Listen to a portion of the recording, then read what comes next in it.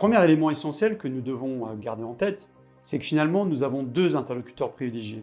L'entreprise, l'organisation, l'association qui nous missionne, nous, cabinet de management de transition, et de l'autre, le manager de transition lui-même. Notre rôle n'est pas simplement de répondre à un problème technique, mais au-delà, de créer une véritable synergie entre des hommes et des femmes qui vont passer plusieurs mois ensemble sur un sujet qui parfois a un enjeu considérable pour l'organisation et pour les hommes et les femmes qui le composent.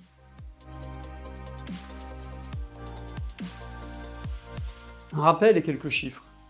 Nous comptons en France plus de 1 400 000 associations, fédérations, organisations à but non lucratif. 170 000 de ces structures ont des salariés. Et en tout, nous comptons en France près de 2 millions de salariés dans cet écosystème. Plusieurs caractéristiques sont propres à cet environnement. D'abord un actionnariat entre guillemets particulier, mais aussi une gouvernance tout à fait spécifique. Un temps qui n'est pas le même que dans des organisations plus classiques. Et puis un driver, comme on dit en mauvais français, qui n'est clairement pas le cours de bourse.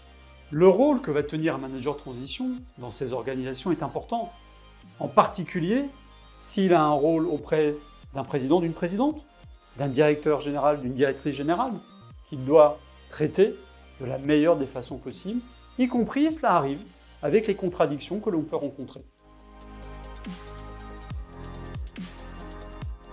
Celui ou celle, le manager transition, qui va se présenter tel un chevalier blanc, qui sait tout, qui va apprendre la vie à ses clients internes, puis l'autre erreur, à l'opposé, c'est d'arriver finalement un peu dans des chaussons, ne rien vouloir bouger, sous prétexte qu'on a toujours fait comme ça.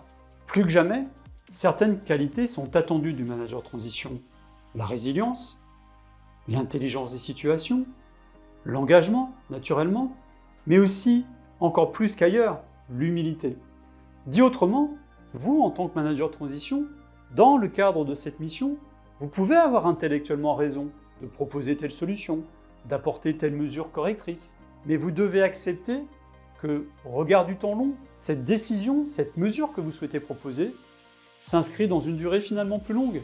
Et vous devez accepter que votre bonne idée, finalement, soit ne soit pas aujourd'hui écoutée, soit mise en exécution à l'issue de votre mission, donc après votre départ. Ce n'est pas grave, c'est aussi votre succès finalement.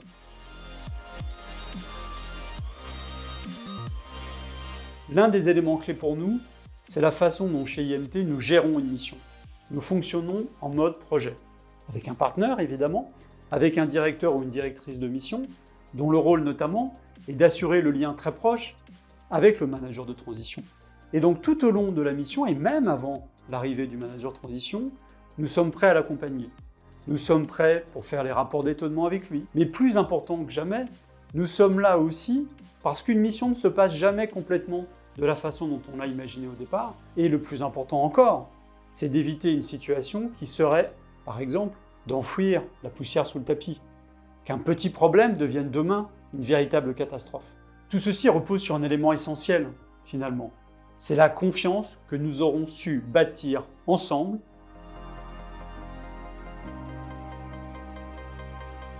Le premier élément essentiel, c'est évidemment de bien préparer sa mission, de ne pas s'arrêter à la fiche de poste, bien entendu, et de se renseigner, de comprendre l'historique de l'association, par exemple, de savoir pourquoi elle en est arrivée à un moment donné, dans une situation de crise éventuellement, ou en tout cas, une situation qui nécessite une réponse sous format management de transition. N'oublions pas non plus que dans des organisations qui parfois sont de taille moyenne, modeste, l'arrivée d'un manager de transition interroge. Quel est l'objectif derrière cette arrivée de manager de transition? Les premiers mots utilisés, la posture, les questions que pourront poser les managers de transition en arrivant sont essentielles.